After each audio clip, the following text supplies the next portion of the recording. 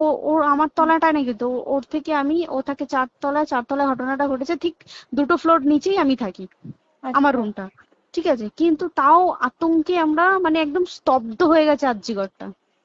কিন্তু ব্যাপারটা হচ্ছে তাহলে ডক্টর রুম থেকে ওকে সেমিনার রুমে নিয়ে যাওয়া হয়েছে।